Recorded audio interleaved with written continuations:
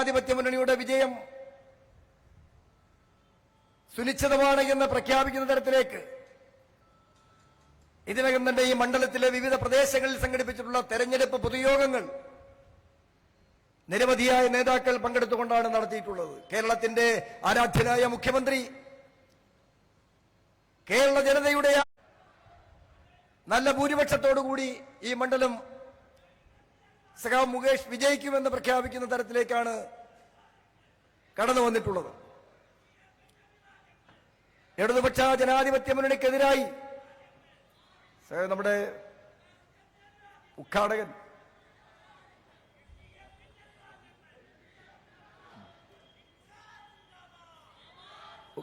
ഇടതുപക്ഷ മുന്നണിയുടെ നേതാവ് സഖാവ് ബിനോയ് വിശ്വം ഇവിടെ എത്തിക്കഴിഞ്ഞു. ആ സഖാവിനെ എല്ലാവരും കൈയടിച്ച് മുദ്രാവാക്യം വിളിച്ച് ആവേശത്തോടെ വരവേൽക്കണം എന്ന് അഭ്യർത്ഥിക്കുകയാണ്.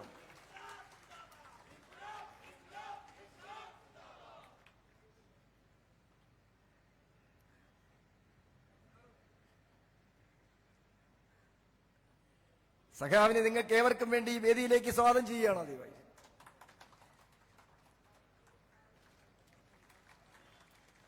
ഞാൻ മറ്റു രാഷ്ട്രീയ കാര്യങ്ങളിലേക്ക് കടക്കുന്നില്ല.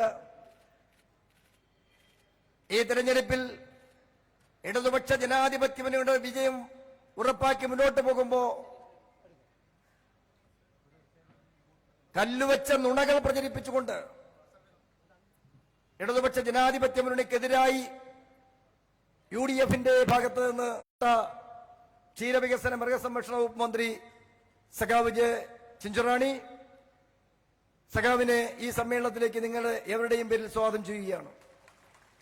CPIMന്റെ കൊല്ലം ജില്ലാ കമ്മിറ്റിയുടെ സെക്രട്ടറി സഖാവ് എസ് സുദേവൻ ഇവിടെ എത്തിച്ചേർന്നിട്ടുണ്ട്. നമ്മുടെ ഈ പ്രവർത്തനങ്ങൾക്കെല്ലാം നേതൃത്വം നൽകുന്ന സഖാവ് എസ് സുദേവനെ നിങ്ങളുടെ ഏവരുടെയും പേരിൽ സമ്മേളനത്തിലേക്ക് സ്വാഗതം ചെയ്യുകയാണ്. ഇന്ത്യൻ കമ്മ്യൂണിസ്റ്റ് പാർട്ടിയുടെ കൊല്ലം ജില്ലാ സെക്രട്ടറി സഖാവ് PS സുബാൽ MLA ഇവിടെ എത്തിച്ചേർന്നിട്ടുണ്ട്. ആ സഖാവിനെയും നിങ്ങളുടെ ഏവരുടെയും പേരിൽ സ്വാഗതം ചെയ്യുകയാണ്. അതുപോലെ തന്നെ നമ്മുടെ മുൻ MLA സഖാവ് ആർ ലതാദേവി, CPIയുടെ ജില്ലാ അസിസ്റ്റന്റ് സെക്രട്ടറി സഖാവ് ശ്യാം കെ ദാനിയേൽ, CPIMന്റെ ജില്ലാ സെക്രട്ടേറിയറ്റ് അംഗം ഈ മണ്ഡലത്തിലെ പ്രവർത്തനങ്ങൾക്കാകെ നിറഞ്ഞു നിന്ന് നേതൃത്വം നൽകുന്ന സഖാവ് S വിക്രമൻ, LDFന്റെ മണ്ഡലം കൺവീനർ സഖാവ് ഗോപാലകൃഷ്ണപിള്ള, നമ്മുടെ മുതിർന്ന നേതാവ് സഖാവ് D രാജപ്പൻ നായർ, NCPയുടെ നേതാവ് RK ശശീരൻപിള്ള, ജനതാദളിന്റെ നേതാവ് മോഹൻദാസ് രാജധാനി, RJDയുടെ നേതാവ് ഷബീർ മാറ്റാപ്പള്ളി, കേരള കോൺഗ്രസ് ബിയുടെ മണ്ഡലം പ്രസിഡന്റ് ശശിധരൻപിള്ള, CPIMന്റെ ചടയമംഗലം ഏരിയ സെക്രട്ടറി സഖാവ് M നസീർ, അതുപോലെ തന്നെ CPIയുടെ ചടയമംഗലം മണ്ഡലം secretary Hari V Nair, JC Anil, വേദിയിൽ ഉള്ള ഈ നേതാക്കളെയും വേദിയിലല്ലെങ്കിലും പുറത്തിരിക്കുന്ന ഒട്ടേറെ ബഹുമാന്യരായ ഇടതുപക്ഷ ജനാധിപത്യ മുന്നണിയുടെ നേതാക്കൾ, ജനപ്രതിനിധികൾ, അതുപോലെ തന്നെ ഇടതുപക്ഷ ജനാധിപത്യ മുന്നണിയുടെ ഈ പറഞ്ഞ പ്രതികൂല കാലാവസ്ഥയിലെയും ഏത് സാധ്യത ഉപയോഗിച്ച് ഇടതുപക്ഷ മുന്നണിയെ വിജയിപ്പിക്കും എന്ന് പ്രഖ്യാപിച്ചുകൊണ്ട് പ്രവർത്തിച്ചുകൊണ്ടിരിക്കുന്ന പ്രവർത്തകർ, മറ്റ് ജനാധിപത്യ വിശ്വാസികൾ എല്ലാവരെയും ഇടതുപക്ഷ ജനാധിപത്യ മുന്നണി ചടയമംഗലം മണ്ഡലം തെരഞ്ഞെടുപ്പ് കമ്മിറ്റിയുടെ പേരിൽ ഊഷ്മളമായി അഭിവാദ്യം ചെയ്തുകൊണ്ട് എന്റെ സ്വാഗത പ്രസംഗത്തിന് അഭിവാദ്യങ്ങൾ. ബഹുമാന്യരെ, അധ്യക്ഷ പ്രസംഗം തുടർന്ന് നടത്താം എന്നുള്ളതുകൊണ്ട് മാത്രം ഈ യോഗം ഔപചാരികമായി ഉദ്ഘാടനം ചെയ്യുന്നതിന് വേണ്ടി കമ്മ്യൂണിസ്റ്റ് പാർട്ടിയുടെ സംസ്ഥാന സെക്രട്ടറി സഖാവ് ബിനോയ് വിശ്വം നിങ്ങളെ അഭിസംബോധനയും സംസാരിക്കും. അതിനുവേണ്ടി അദ്ദേഹത്തെ വളരെ ബഹുമാനപൂർവ്വം ക്ഷണിക്കുകയാണ്.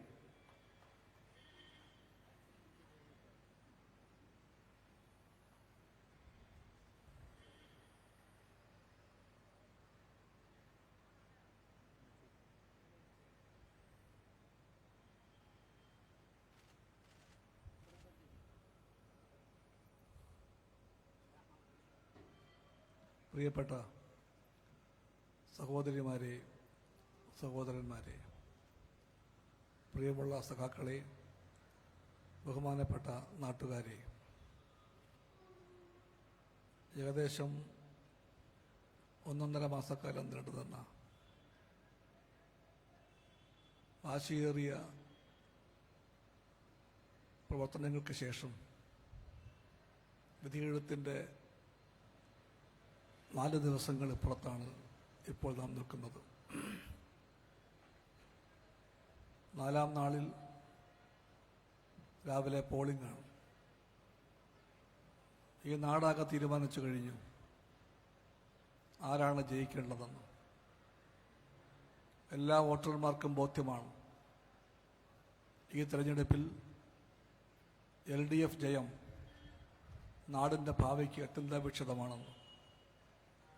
ആ തിരിച്ചറിവിൻ്റെ കാവൽക്കാരാണ് ഇവിടെ ഇരിക്കുന്ന എല്ലാവരുമെന്നും എനിക്കറിയാം. വരും ദിവസങ്ങൾ അതുകൊണ്ട് വിശ്രമിക്കാനുള്ളതല്ലെന്നാണ് എനിക്ക് ആദ്യം പറയാനുള്ളത്. ഇതുവരെ നമ്മൾ എത്തി, നന്നായി പ്രവർത്തിച്ചു, നമ്മുടെ എല്ലാ ശേഷിയും സമാഹരിച്ചു, എല്ലാം ഭംഗിയായി ചെയ്തു നമ്മൾ. ഇനിയിപ്പോൾ 26-ാം തീയതി ഒന്നും പേടിക്കാനില്ല എന്നോർത്ത് വിശ്രമത്തെപ്പറ്റി ചിന്തിക്കാൻ നേരമായിട്ടില്ല. വിശ്രമിക്കാൻ നമുക്ക് 26 കഴിഞ്ഞേ അവകാശമുള്ളൂ. 26-ന് മുമ്പ് LDFൻ്റെ ഭടന്മാരായ നമ്മളാരും വിശ്രമത്തെപ്പറ്റി ചിന്തിക്കാൻ പോകുന്നില്ല. 26-ന് ശേഷം വിശ്രമിക്കാം, നിരന്തരമായിട്ടല്ല, കുറച്ച് ദിവസം. ജൂൺ മാസം 4-ന് ഫലം പ്രഖ്യാപിക്കുമ്പോൾ സഖാവ് മുകേഷ് ജയിച്ച് MP ആയി മാറുമെന്ന് ഉറപ്പാക്കാൻ വേണ്ടിയുള്ള പ്രവർത്തനങ്ങളിലേക്ക് നാം നമ്മുടെ എല്ലാ ശേഷിയും എല്ലാ കഴിവുകളും ഒരേ മനസ്സോടെ സമർപ്പിക്കേണ്ട സമയമാണിത്. ഇടയ്ക്കിടയ്ക്ക് ഓർക്കാൻ ആ പഴയ കഥയുണ്ടാകണം. ഏത് കഥയാണത്? ആമയുടെയും മുയലിൻ്റെയും കഥയാണ്. നമുക്ക് ആ കഥ ഇപ്പം പ്രധാനപ്പെട്ട ഒരു കഥയാണ്. മുയൽ ഓർത്തത് ആമയല്ലേ, സാരയില്ല എന്നായിരുന്നു. പതുക്കെ ഒന്ന് മയങ്ങി മുയൽ. ആ മുയലിൻ്റെ കഥ ഓർത്താൽ മാത്രം മതി. LDF എല്ലാ പ്രവർത്തനങ്ങളുടെ മുമ്പിലാണ്. ജനങ്ങൾ LDFനെ സ്നേഹിക്കുന്നുണ്ട്. ഈ രാഷ്ട്രീയമാണ് ശരിയെന്ന്, ഈ രാഷ്ട്രീയം മാത്രമാണ് ശരിയെന്ന് കേരളം ചിന്തിക്കുന്നുണ്ട്. അതിൻ്റെ എല്ലാം ഫലമായി LDFൻ്റെ വിജയത്തിന് വേണ്ടി ഈ നാട് കാത്തിരിക്കുന്നുണ്ട്. അത്രയും ശരിയാണ്. ആ ശരികളെയെല്ലാം ഓർത്തുകൊണ്ട് മുയലിനെ പോലെ ഉറങ്ങാൻ പോയിക്കൂടാ എന്നാണ് ഞാൻ പറഞ്ഞത്. ഉറങ്ങാൻ നമുക്ക് സമയമായിട്ടില്ല. ആ തിരിച്ചറിവ് വേണം. പെട്ടെന്ന് മനസ്സിലേക്ക് വേറൊരു കഥ വരികയാണ്. ഞാൻ പൊതുവെ കഥ പറയാൻ പറ്റിയ ആളല്ല, എങ്കിലും ഈ കഥ മനസ്സിലേക്ക് വരുന്നു. അതൊരു പഴയ കഥയാണ്, പുരാണത്തിലെ ഒരു കഥയാണ്. പാഞ്ചാലിയാണ് കഥാനായിക. കൗരവസഭയിലേക്ക് നാളെ ദൂത് പറയാനായി കൃഷ്ണൻ പുറപ്പെടാൻ പോവുകയാണ്. അവിടെ പോകുമ്പോൾ എന്തെല്ലാം പറയണം, എങ്ങനെയൊക്കെ വേണം പറയാൻ, അതിനെപ്പറ്റി ചർച്ചയാണ്. പാണ്ഡവന്മാർ 5 പേരും ശ്രീകൃഷ്ണനുമാണ് ചർച്ചയിൽ പങ്കെടുക്കുന്നത്. ചർച്ച സ്വാഭാവികമായിട്ടും ഭൂമുഖത്ത് വെച്ചാണ്. അവരെല്ലാം ആണുങ്ങളല്ലേ. ആണുങ്ങളിൽ നിന്ന് ചർച്ച ചെയ്യുന്ന വലിയ മഴ പെയ്യാൻ വഴിയില്ല.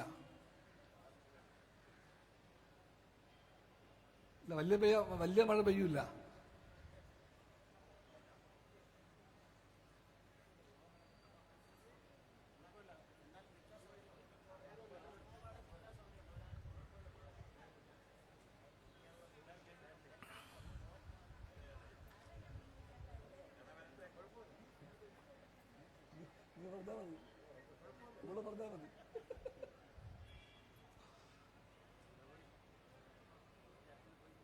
അപ്പോൾ വലിയ ചർച്ചയാണ്. എല്ലാവർക്കും അറിയാം ആ കഥയെല്ലാം. 2 സഹോദരന്മാരുടെ മക്കളാണ്. അവർ തമ്മിലാണ് യുദ്ധം ഉണ്ടാകാൻ പോകുന്നത്. അപ്പം എന്ത് വേണം പറയാൻ നാളെ ദുശാസനോടും ദുര്യോധനോടുമൊക്കെ? ഒരു വാദം വന്നു, നിങ്ങൾ ഫലത്തിൽ സഹോദരന്മാരാണ്, അതുകൊണ്ട് നേർ പകുതിയായി പങ്കിടാം. പകുതി കൗരവർക്ക് പകുതി പാണ്ഡവർക്ക്. അപ്പോൾ അവരെ ചോദിച്ചു, 5 പേരുണ്ടല്ലോ, അത് ദുര്യോധനൻ സമ്മതിച്ചില്ലെങ്കിലോ? ഭീമസേനൻ പറഞ്ഞു അത്രേ, സമ്മതിച്ചില്ലെങ്കിൽ അപ്പോൾ യുദ്ധമാണ്. അപ്പോൾ മൂത്ത ആൾ പറഞ്ഞു, യുധിഷ്ഠിരൻ പറഞ്ഞു, യുദ്ധം പാടില്ല, സന്ധികൾ വേണം, ഒത്തുതീർപ്പുകൾ വേണം. നമുക്കതുകൊണ്ട് 5 പേർക്കും കൂടി ഒരു രാജ്യം ചോദിക്കാം. അവസാനത്തെ നിർദ്ദേശമായി പറയുകയാണ്. അപ്പം അതും സമ്മതിച്ചില്ലെങ്കിലോ? എന്നാൽ പിന്നെ യുദ്ധമായിരിക്കാം. ഇതാണ് ചർച്ചയുടെ രീതി, പോക്ക്. അതിലേക്കാണ് പാഞ്ചാലി വന്നത്. അതുവരെയും പാഞ്ചാലി കഥകിൻ്റെ അപ്പുറത്ത് ഇത് കേട്ടുകൊണ്ട് നിൽക്കുകയായിരിക്കണം. അന്നത്തെ കാലം അങ്ങനെയാണ്. സ്ത്രീകൾക്കാർക്കും മുമ്പിലേക്ക് വരാൻ പറ്റില്ല. അന്ന് അവരുടെ സ്ഥലം അടുക്കളയ്ക്ക് പുറകിലാണ്. അവരുടെ ജോലി കഞ്ഞിയും കറിയും വെക്കലാണ്, പാത്രം കഴുകലും മുറ്റമടിക്കലുമാണ്, മക്കളെ പ്രസവിക്കലാണ്. വേറെ ഒന്നും അവർക്ക് അവകാശമില്ല. പാഞ്ചാലിക്കും അവകാശമൊന്നുമില്ല. എന്നിട്ടും പാഞ്ചാലി അപ്പോൾ ഭൂമുഖത്തേക്ക് വന്നു. എന്നിട്ട് പറഞ്ഞു, ശ്രീകൃഷ്ണനോട് പറയുകയാണ്, ഭഗവാനെ, നാളെ അങ്ങ് ദൂത് പറയാൻ പോകുമ്പോൾ എന്തെല്ലാം മറന്ന്, ഇവിടെ പറഞ്ഞതെല്ലാം ഞാൻ കേട്ടു, ഈ രാജ്യത്തിൻ്റെ പങ്കുവെക്കലൊക്കെ അങ്ങ് മറന്നു പോയാലും ശരി, ഒരു കാര്യം മറക്കരുത്, അത് അഴിഞ്ഞു കിടക്കുന്ന ഈ പാവം പെണ്ണിൻ്റെ തലമുടിയാണ്. ഈ തലമുടിയെ അങ്ങ് മറക്കരുത്. അങ്ങക്കറിയാം ഈ മുടി എന്നഴിഞ്ഞു, എങ്ങനെ അഴിഞ്ഞുവെന്നു. കൗരവസഭയിലേക്ക് ദുശാസനൻ എന്നെ വലിച്ചിഴച്ച് കൊണ്ടുവന്ന് ഒരു പെണ്ണിൻ്റെ ഏറ്റവും വിലപ്പെട്ടതെല്ലാം കവരാൻ ശ്രമിച്ചപ്പോൾ അഴിഞ്ഞു വീണ മുടിയാണിത്. ഈ മുടി അഴിഞ്ഞു വീണ അന്ന് ഞാനൊരു പ്രതിജ്ഞ ചെയ്തു. ആ പ്രതിജ്ഞയും അങ്ങേക്കറിയാം. ആ പ്രതിജ്ഞ എന്താണ്? ഈ ദുശാസനൻ്റെ നെഞ്ചു പുലർന്ന ചോര പുരണ്ട കയ്യുമായി എനിക്കെന്ന് എൻ്റെ മുടി കെട്ടിവെക്കാൻ പറ്റുമോ അന്നേ ഞാൻ ഈ മുടി കെട്ടിവെക്കൂ. ഇതാണ് പാഞ്ചാലി ശപഥം. അതുണ്ടായത് അങ്ങനെയാണ്. എന്നിട്ട് പാഞ്ചാലി പറഞ്ഞു, ഈ മുടി ഇപ്പോഴും കെട്ടിയിട്ടില്ല, ഇതെപ്പോഴും അഴിഞ്ഞു കിടക്കുകയാണ്. ആ കാര്യം മറക്കരുത്. എന്നിട്ട് കൃഷ്ണനോടായി പാഞ്ചാലി പറഞ്ഞു, വിമതന്മാരുടെ വീര്യം ശമിപ്പിപ്പാൻ ക്ഷമയും നന്നല്ല, സാമവും നന്നല്ല. സമരം ചെയ്യണം, സാഹസം ചെയ്യണം, ശ്രമവും ചെയ്യണം ദേവനാരായണ എന്ന്. അതാണ് പാഞ്ചാലി അന്ന് പറഞ്ഞത്. LDF-കാരായ നമ്മൾ ഇന്ന് നമ്മോട് തന്നെ അത് പറയുകയാണ്. നാം തന്നെ കേൾക്കാൻ വേണ്ടിയല്ല. നമുക്കാരാണ് ദേവനാരായണന്മാർ? ദൈവങ്ങൾ നമുക്കാരാണ്? ജനങ്ങളാണ്. ആ ജനങ്ങളോട് നാം ഇടതുപക്ഷക്കാർ പറയുകയാണ്, വിമതന്മാരുടെ വീര്യം ശമിപ്പിപ്പാൻ. ആരാണ് ഇന്നത്തെ വിമതന്മാർ? ദുശ്ശാസനും ദുര്യോധനും ആരാണ്? അത് BJPയും കോൺഗ്രസുമാണ്. ആ BJPയും കോൺഗ്രസുമാകുന്ന വിമതന്മാരുടെ വീര്യം ശമിപ്പിപ്പാൻ നമുക്ക് ക്ഷമയും നന്നല്ല, സാമവും നന്നല്ല. നമുക്ക് സമരം ചെയ്യണം, ഒന്നാന്തരമായ നൂറുറ്റ സമരം. നമുക്ക് സാഹസം ചെയ്യണം, നല്ല അച്ചടക്കമുള്ള സാഹസം ചെയ്യണം, ശ്രമവും ചെയ്യണം, നിശ്രമിക്കാതെ നല്ല ഒന്നാന്തരമായ ശ്രമം ചെയ്യണം നമുക്ക്. അതാണ് നാം പറയുന്നത്. ഇത് ദൈവങ്ങളായ ദേവനാരായണന്മാരായ ജനങ്ങളോട് നാം പറയുകയാണ്. ജനങ്ങൾ നമ്മളെ കേൾക്കും. LDF ജയിച്ചാലേ ഈ നാടിന് ജീവിതമുണ്ടാകുമെന്ന് നമുക്കും അറിയാം, ജനങ്ങൾക്കും അറിയാം. അപ്പുറത്താരാണ്? അപ്പുറത്ത് ചിലർ പറയുന്നു കോൺഗ്രസ് ആണെന്ന്, അല്ലെങ്കിൽ വേറൊരു പാർട്ടി ഉണ്ട്. ആ പാർട്ടിയെ ഞാൻ പറയുന്നില്ല, ആ സ്ഥാനാർത്ഥിയെ പറ്റിയൊന്നും പറയുന്നില്ല. മോദി എന്നെ ഉച്ചയ്ക്ക് ഉണ്ണാൻ വിളിച്ചു അത്രേ. അതോടെ രോമാഞ്ചമുണ്ടായിപ്പോയി എനിക്ക്. ഒരാൾക്ക് ഭയങ്കര രോമാഞ്ചം. എന്ത് മോദി ഉച്ചയ്ക്ക് ഉണ്ണാൻ വിളിച്ചിരിക്കുന്നു? അദ്ദേഹത്തിനും അറിയാം, എനിക്കും അറിയാം മോദി വിളിച്ച 6 പേർ ആരൊക്കെയാണെന്ന്.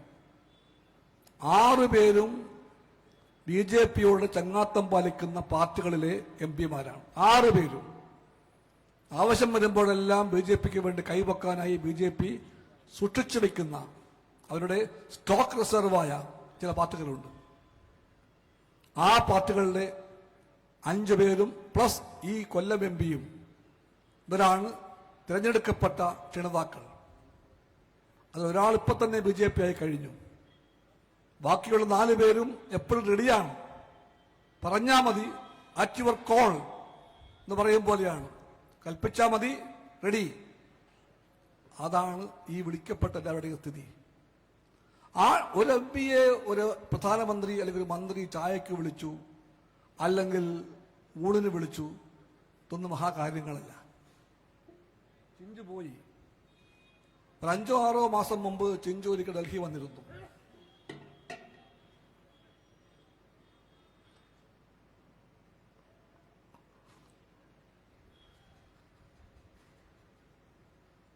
അവരുടെ വകുപ്പിന്റെ എന്തോ കാര്യമായിട്ട് വന്നതാണ്.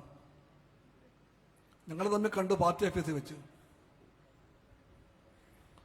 അപ്പൊ കാര്യം പറഞ്ഞപ്പോൾ ഞാൻ പറഞ്ഞു, ഞാൻ വിളിച്ചു നോക്കാമെന്ന് പറഞ്ഞു ആ മന്ത്രിയെ. അദ്ദേഹം ഒരു BJP മന്ത്രിയാണ്. പുരുഷോത്തം രൂപാല എന്നാണ് പേര്. നല്ല പൊക്കമുള്ള, നല്ല വണ്ണമുള്ള, ഒരു നല്ല വണ്ണം പെരുമാറുന്ന മനുഷ്യൻ. പക്ക BJP ആണ്, ഗുജറാത്തുകാരനാണ്. ഞാൻ ഫോൺ ചെയ്തു. ഞാൻ പറഞ്ഞു, കേരളത്തിലെ മന്ത്രി വന്നിട്ടുണ്ട്, അവരുടെ കൂടെ ഞാനും വരുന്നുണ്ട്. ആ വാ, ചായ സൽക്കാരം, അതൊക്കെ ഒരു സാമാന്യ മര്യാദയാണ്. അത് കണ്ട് ഞാനോ ചിഞ്ചുവോ വന്നിട്ട് പുരുഷോത്തം രൂപാല എന്നെ ക്ഷണിച്ചു, വിളിച്ചു, ചായ തന്നു, കാപ്പി തന്നു, ജിലേബി തന്നു എന്നൊക്കെ പറയാൻ പോയാൽ വല്ല അർത്ഥമുണ്ട്? അതൊക്കെ നിസ്സാരമായിട്ടുള്ള ചില കേർട്ടസി എന്ന് പറയും, കേവലമായ മര്യാദകൾ. ആ മര്യാദ പ്രകാരമാണോ അതോ അപ്പുറം വല്ലതുകൊണ്ടൊന്നും എനിക്കറിയാൻ പാടില്ല. വെറും കേവല മര്യാദയാണോ അതോ അതിനപ്പുറത്തെ വല്ല കാര്യവുമുണ്ടോ എന്ന് നമുക്ക് ആർക്കും ഉറപ്പില്ല. ഉണ്ടോ എന്ന കാര്യം അറിയാനിരിക്കുന്നതേ ഉള്ളൂ. അപ്പുറത്തെ കാര്യം ഏതാ? അല്പം ചൂടാക്കിയാൽ ആ വെണ്ട നെയ്യാകും. ആ നെയ്യ് കൈപൊക്കും BJPക്ക് വേണ്ടി.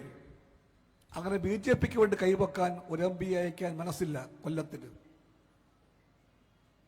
കൊല്ലത്തിന്റെ പാരമ്പര്യം അങ്ങനെയല്ല. ഇത് കടക്കലാണ്. ഈ നാടിനും സമര പാരമ്പര്യമുണ്ട്.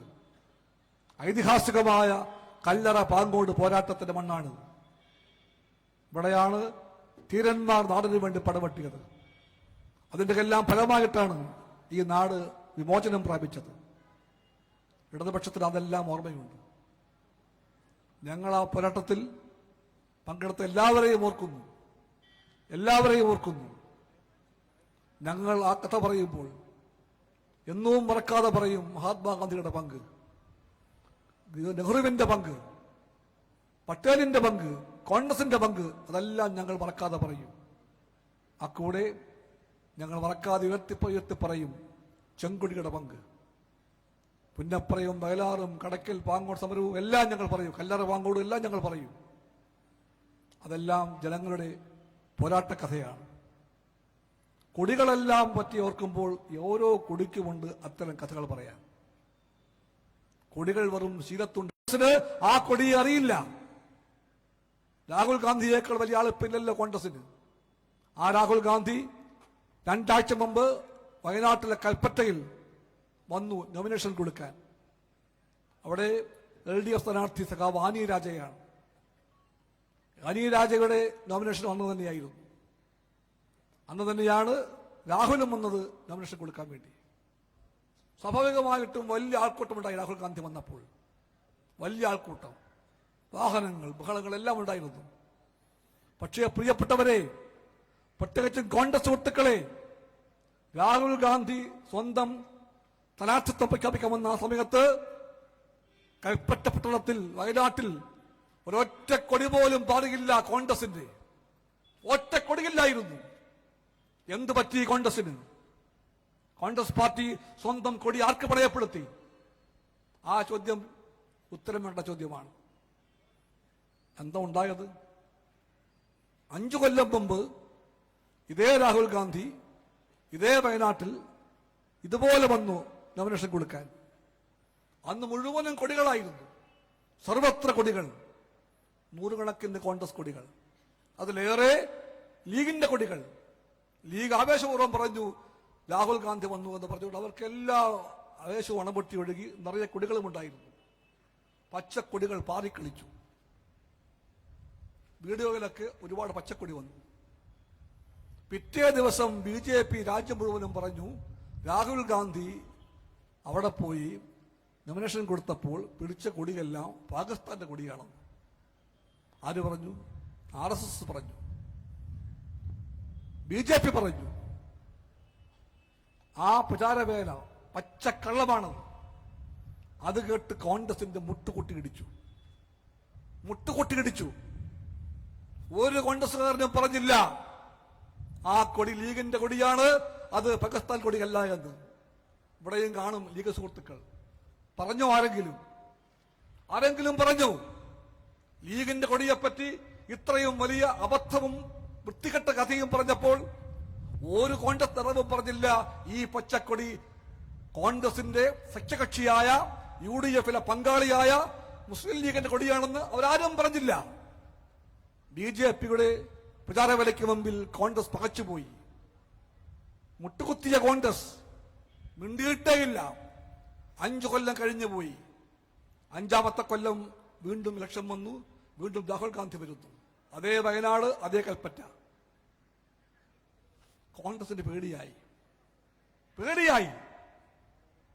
ലീഗെങ്ങാനും കൊടി പിടിച്ചാലോ, അപ്പോൾ BJP ഇതുപോലെ പറഞ്ഞാലോ. അതുകൊണ്ട് കോൺഗ്രസിന്റെ ബുദ്ധി പ്രവർത്തിച്ചു. വലിയ ബുദ്ധിമാന്മാരെ ഇപ്പോഴത്തെ കോൺഗ്രസുകാർ ഭയങ്കര ബുദ്ധിമാന്മാരാണ്. അവർ പറഞ്ഞു എന്തായാലും ആ പച്ചക്കൊടി പിടിക്കാൻ പാടില്ല. ലീഗിന്റെ കൊടി കൽപ്പറ്റയിൽ എവിടെയും കാണാനേ പാടില്ല. കണ്ടാൽ BJP കോപിക്കും, കണ്ടാൽ അവർ പിണങ്ങും. അതുകൊണ്ട് ഒറ്റ പച്ചക്കൊടിയും പിടിക്കാൻ പാടില്ല, പച്ചക്കൊടി വേണ്ട. അത് പറഞ്ഞാൽ സമ്മതിക്കുമോ ലീഗ്? നിങ്ങൾ കൊടി പിടിക്കണം എന്ന് പറഞ്ഞാൽ ലീഗ് സമ്മതിക്കുമോ? അവിടെയും ബുദ്ധി പ്രവർത്തിച്ചു, കോൺഗ്രസിന്റെ ബുദ്ധി. അവർ പറഞ്ഞു നമുക്ക് തീരുമാനിക്കാം, ഒരു കൊടിയും പിടിക്കേണ്ട, ഒറ്റ കൊടിയും വേണ്ട, ഞങ്ങളുടെ കൊടിയും വേണ്ട, നിങ്ങളുടെ കൊടിയും വേണ്ട. ഇത് തെരഞ്ഞെടുപ്പല്ലേ കോൺഗ്രസ് സുഹൃത്തുക്കളെ? ഈ തെരഞ്ഞെടുപ്പ് രാഷ്ട്രീയമാണ്. ഇതിലെ മത്സരാർത്ഥികളെല്ലാം രാഷ്ട്രീയ പ്രവർത്തകന്മാരാണ്. ഓരോ പാർട്ടിക്കും രാഷ്ട്രീയമുണ്ട്. ആ പാർട്ടിക്കെല്ലാം പതാകയുണ്ട്. അതുകൊണ്ട് പതാക പിടിക്കേണ്ടതെന്ന് വെക്കുമ്പോൾ അർത്ഥമെന്താണ്? രാഷ്ട്രീയം, ആശയം അത് പണയപ്പെടുത്തുകയെന്നാണ്. കോൺഗ്രസ് ബുദ്ധി പറഞ്ഞു നമുക്ക് ആശയം പണയപ്പെടുത്താം, രാഷ്ട്രീയം വിൽക്കാം, പതാക മാറ്റിവെക്കാം. എന്നിട്ട് പറഞ്ഞു ലീഗുകാരെ ഞങ്ങൾ എന്തായാലും കൊടി പിടിക്കുന്നില്ല, നിങ്ങളും പിടിക്കണ്ട. മനസ്സോടുകൂടി ലീഗുകാർ അത് സമ്മതിച്ചു, അവർ പിടിച്ചില്ല. അതുകൊണ്ട് രാഹുൽ ഗാന്ധിയുടെ ഈ മാമാങ്കം ഒരു കൊടിയും പിടിക്കാതെ മോനജാഥ പോലെ കുറച്ച് വണ്ടികളിൽ കുറെ പേര് ഇങ്ങനെ വന്ന് കൊടുത്തിട്ട് പോയി. ഞാൻ കഴിഞ്ഞ 4 ദിവസം മുമ്പ് വണ്ടൂരായിരുന്നു. അത് വയനാടിന്റെ ഭാഗമാണ്. അവിടെ പൊരിഞ്ഞ അടിയുണ്ടായി. തലേ ദിവസം യൂത്ത് കോൺഗ്രസും യൂത്ത് ലീഗും തമ്മിൽ അടിച്ചു. അവിടെ UDF-ന്റെ പൊതുയോഗത്തിന് പഴയ ഓർമ്മയിൽ യൂത്ത് ലീഗുകാർ കൊടി പിടിച്ചു, പച്ചക്കൊടി പിടിച്ചു. യൂത്ത് കോൺഗ്രസ് പറഞ്ഞു പിടിക്കല്ലേ എന്ന് പറഞ്ഞു, പച്ചക്കൊടി പിടിക്കല്ലേ. ഇവര് തീരുമാനം ചോദിച്ചു എന്താ പ്രശ്നം കൊടി പിടിച്ചാൽ? ഞങ്ങളുടെ കൊടിയാണത്. ആ ചെറുപ്പക്കാർ തല്ലുകൊണ്ടു. കൊടി പിടിക്കുന്നത് പാതകമാണെന്ന് കാണുന്ന പുതിയ കോൺഗ്രസുകാർ ആ ലീഗുകാരെ തല്ലി. അവിടെയാണ് ഇപ്പോൾ UDF നിൽക്കുന്നത്. അപ്പുറത്തെ സ്ഥാനാർത്ഥിക്ക് പാർട്ടിയുണ്ടോ കൊടിയുണ്ടോ എന്ന് എനിക്കറിയാൻ പാടില്ല. ഉണ്ടെങ്കിൽ ആ കൊടിയും ആ പാർട്ടിയൊക്കെ എപ്പോഴാണ് BJP-ക്ക് വേണ്ടി റാൻ മൂളിക്കൊണ്ട് പോവുക എന്നും എനിക്കറിയില്ല. എന്തായാലും ഉണ്ണാൻ വിളിച്ചപ്പോഴത്തേക്കും രോമാഞ്ചമുണ്ടായി. അടുത്ത ഘട്ടം ഞാൻ വീണ്ടും പറഞ്ഞത് എനിക്കറിയില്ല, എന്തുകൊണ്ടാകാം. ഏതായാലും LDF-ന് ഇതേപ്പറ്റി എല്ലാം വ്യക്തതയുണ്ട്. ഞാൻ ചുരുക്കി ചോദിക്കട്ടെ, ഫലം പ്രഖ്യാപിക്കുമ്പോൾ ആർക്കും ഭൂരിപക്ഷമുണ്ടാകാത്ത ഒരവസ്ഥ വന്നു എന്ന് സങ്കല്പിക്കുക. ഉണ്ടാകാം അങ്ങനെ. ഇന്ത്യയിൽ പലപ്പോഴും ഉണ്ടായിട്ടുണ്ട്. കേവലമായ ഭൂരിപക്ഷമുറപ്പിക്കാൻ വേണ്ട സംഖ്യ കിട്ടാതെ വരുമ്പോഴത്തേക്കും ഉണ്ടാകുന്ന അവസ്ഥയാണ് തൂക്ക് പാർലമെന്റ് അഥവാ ഹങ് പാർലമെന്റ്. അങ്ങനെ സംഭവിച്ചാൽ കീഴ്വഴക്കം എന്താണ്? രാഷ്ട്രപതി അപ്പോൾ ഏറ്റവും വലിയ ഒറ്റ കക്ഷിയെ സർക്കാർ രൂപീകരിക്കാൻ വിളിക്കണം. ദ സിംഗിൾ ബിഗസ്റ്റ് ഫോർമേഷൻ എന്ന് പറയും, ഏറ്റവും വലിയ ഒറ്റക്കക്ഷി അല്ലെങ്കിൽ മുന്നണി. അവരെ വിളിക്കണം. എന്നിട്ട് പറയണം, നിങ്ങൾ തൽക്കാലം സർക്കാർ രൂപീകരിക്കുക, പക്ഷേ 5 ദിവസം കൊണ്ടോ 6 ദിവസം കൊണ്ടോ 4 ദിവസം കൊണ്ടോ നിങ്ങൾ നിങ്ങളുടെ ഭൂരിപക്ഷം തെളിയിക്കണം. അതാണ് വ്യവസ്ഥ. നിങ്ങൾ ഉണ്ടാക്കിക്കോ, തെളിയിച്ചാൽ തുടരാം, ഇല്ലെങ്കിൽ നിങ്ങൾ മാറും, അടുത്ത ആളെ വിളിക്കും, അടുത്ത കൂട്ടരെ വിളിക്കും. ഇതാണ് കീഴ്വഴക്കം ഇന്ത്യയിൽ. അതുപ്രകാരം എങ്ങാൻ സംഭവിച്ചാൽ, ഇതെല്ലാം സാങ്കല്പികമാണ്, സംഭവിച്ചാൽ ആ തൂക്ക് പാർലമെന്റിലെ ഏറ്റവും വലിയ ഒറ്റക്കക്ഷിയായി BJP നയിക്കുന്ന NDA എങ്ങാനും മാറിയാൽ,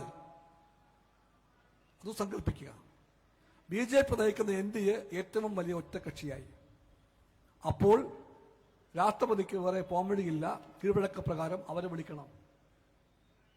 You make the government and prove the majority in 2 or 3 or 4 days. അത് അവരുടെ ഡിസ്കഷനാണ്. അങ്ങനെ പറയാം. അങ്ങനെ പറഞ്ഞു കഴിഞ്ഞാൽ അവിടെയാണ് നമ്മുടെ ചോദ്യം. എന്ത് ചെയ്യും നിങ്ങൾ കോൺഗ്രസ്സുകാർ? എന്ത് ചെയ്യും? നമുക്കതൊന്നും ആ ചോദ്യത്തിൽ കഥയില്ല. ആ വലിയ കഥകളുടെ ചോദ്യമാണത്. അങ്ങനെ എങ്ങാൻ വന്നാൽ ആ രാത്രിയിൽ അദാനിമാർ രംഗത്ത് വരും, ചാക്കുതറയ പണവുമായി MP-മാരെ വിലക്കെടുക്കാൻ. കാളച്ചന്തയിൽ പോയി കാളയ്ക്ക് വില പറയും പോലെ അവർ MP-മാർക്ക് വില പറയും. ആ വില ലക്ഷങ്ങളായിരിക്കില്ല, കോടികളായിരിക്കും. കോടികൾ വില പറയും. ആ കോടികളുമായി അദാനി വന്ന് അത് വെച്ച് നീട്ടിയാൽ ആ പ്രലോഭനത്തിൽ വീണു പോകാത്ത ആരുണ്ട് കോൺഗ്രസിൽ? ഇപ്പോൾ ആരുണ്ട് UDF-ൽ? ഉത്തരം നമുക്ക് വേണം. അതൊരു സാധ്യത, അത് തീരുന്നില്ല. അദാനിമാർ മാത്രമല്ല ആ രാത്രി ഉറക്കമിളയ്ക്കാൻ പോകുന്നത്. ED-യും IT-യും എല്ലാം ഉറക്കമിളയ്ക്കും. അവരെല്ലാവരും വരും ആ രാത്രിയിൽ. ഓരോ MP-യുടെയും വീട്ടുപടിക്കണമെന്ന് ഇങ്ങനെ മുട്ടി വിളിക്കും. ED, IT, MP പാതിരാക്കി ഇങ്ങനെ വന്ന് കണ്ണൊക്കെ ഇങ്ങനെ തുടച്ച് എന്താന്ന് ചോദിക്കുമ്പോഴത്തേക്കും, സാർ ഞങ്ങൾ ED-യാണ് അല്ലെങ്കിൽ IT-യാണ്. സാറിൻ്റെ 2011 പഴയ കണക്കാണ്. IT റിട്ടേൺസ് കൊടുത്തപ്പോൾ ഞങ്ങൾ നോക്കുമ്പോൾ ചില്ലറ പാകപ്പിഴ കാണുന്നുണ്ട്, എന്തൊക്കെയോ ചില ഗ്യാപ്പുണ്ട്. അതുകൊണ്ട് അതൊന്ന് ക്ലാരിഫൈ ചെയ്യണം. സാർ നാളെ രാവിലെ 10 മണിക്ക് ഒന്ന് ED ഓഫീസിലേക്ക് വരണം എന്ന് പറഞ്ഞാൽ മതി. നാളെ രാവിലെ 10 മണിക്ക് ഒന്ന് വരണം ED ഓഫീസിലേക്ക് എന്ന് പറഞ്ഞാൽ മുട്ടുകൂട്ടിക്കിടിക്കും കോൺഗ്രസ് MP-മാരുടെ, UDF MP-മാരുടെ. അറിയാതെ മൂത്രമൊഴിച്ചു പോകും അവർ പറയും, BJP-ക്ക് വേണ്ടി ഞങ്ങൾ 1 വട്ടമല്ല 10 വട്ടം കൈവെക്കാമെന്ന് പറയും.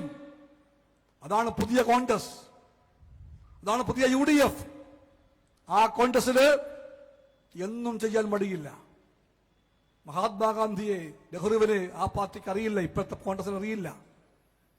അറിയാമായിരുന്നെങ്കിൽ പള്ളി പൊളിച്ച അതേ സ്ഥാനത്ത്, ഏത് പള്ളിയാണ്? ബാബറി മസ്ജിദ്. ആ പള്ളിക്ക് 400 കൊല്ലത്തെ പഴക്കമുണ്ട്.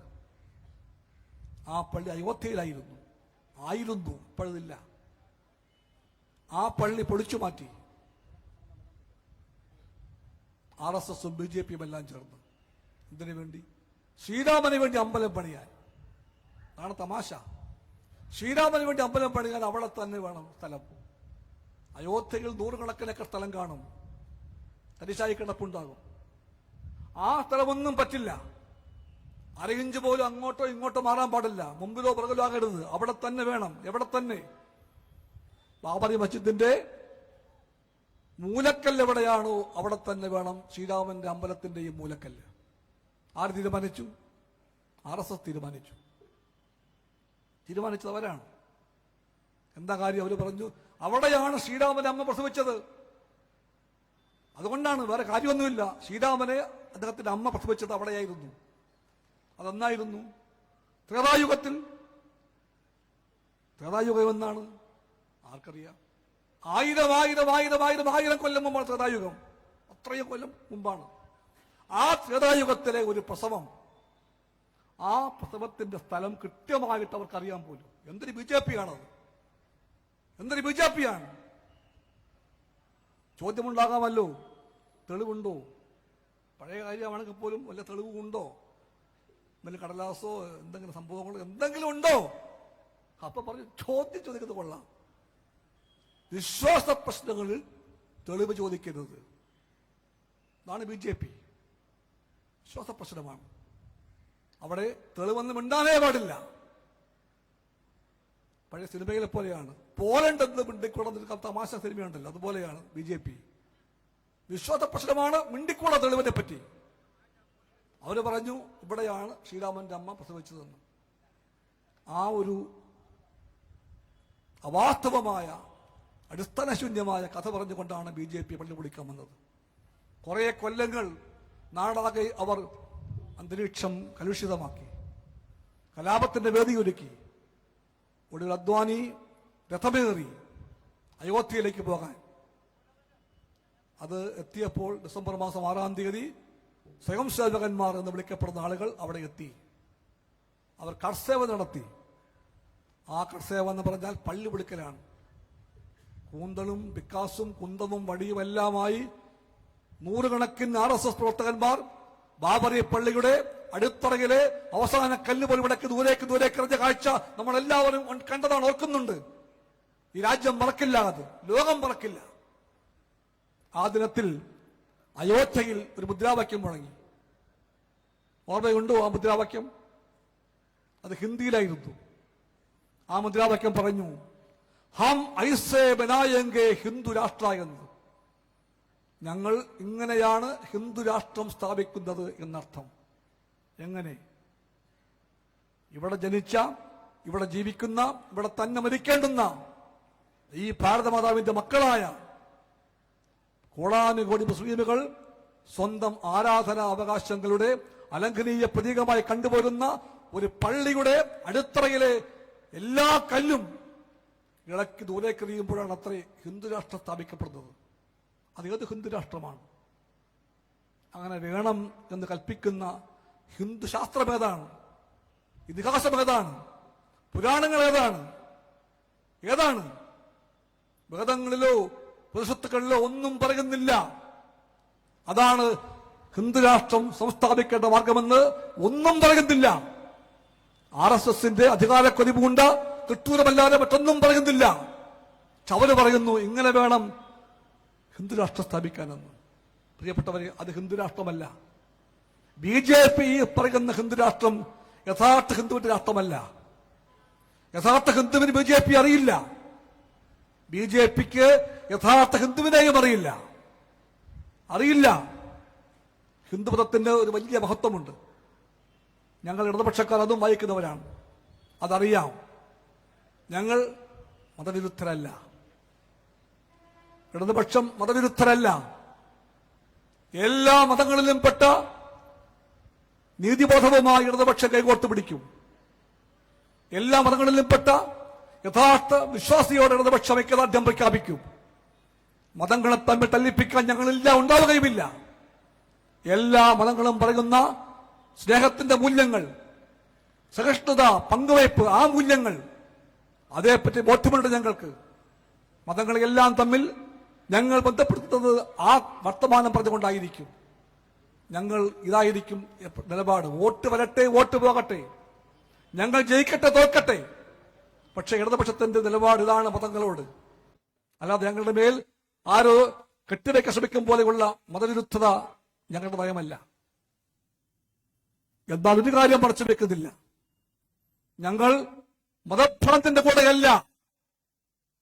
മതങ്ങളുടെ പേര് പറഞ്ഞുകൊണ്ട് മനുഷ്യരെ ഭിന്നിപ്പിക്കുന്ന ഒന്നിന്റെയും കൂടെ ഞങ്ങളില്ല. ഭൂരിപക്ഷ മതമാകട്ടെ, ന്യൂനപക്ഷ മതമാകട്ടെ, മതങ്ങളെല്ലാം മനുഷ്യരോട് സ്നേഹത്തിന്റെ മൂല്യങ്ങൾ പറഞ്ഞു കൊടുത്തു, പങ്കുവയ്ക്കാൻ പറഞ്ഞു കൊടുത്തു, സഹിഷ്ണുതയെപ്പറ്റി പറഞ്ഞു കൊടുത്തു. അതാണ് മതങ്ങളെല്ലാം പഠിപ്പിച്ച പാഠം. അതാണ് മതമൂല്യങ്ങൾ.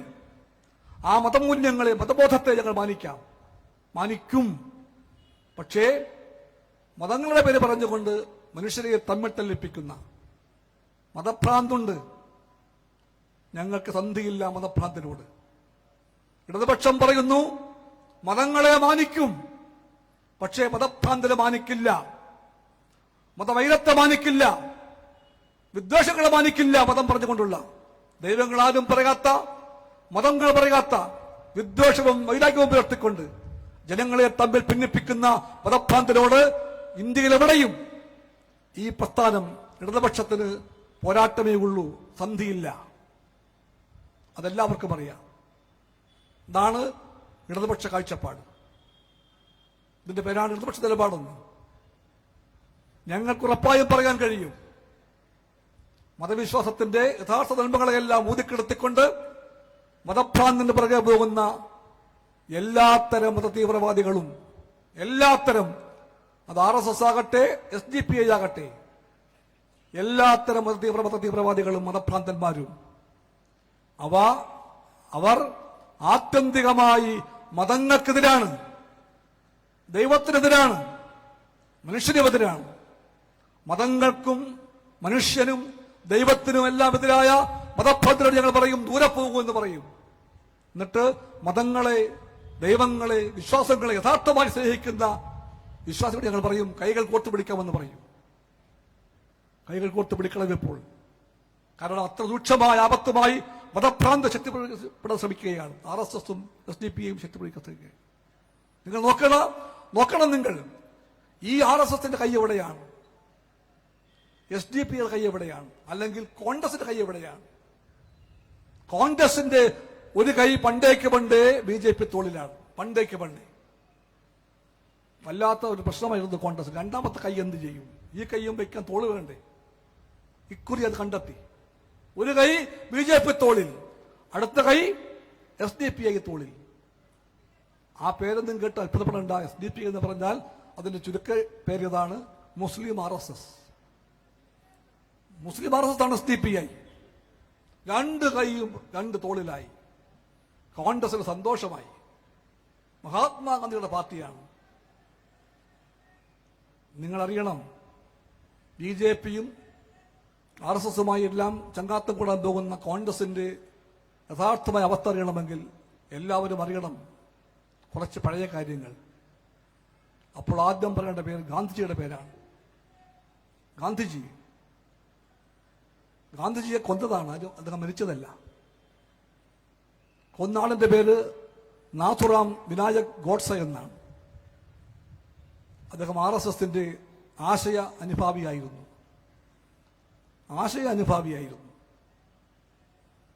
ആ ഗോഡ്സെ പറഞ്ഞു, എനിക്ക് മഹാത്മാഗാന്ധിയോട് ഒരു വൈരാഗ്യവുമില്ല എന്ന്.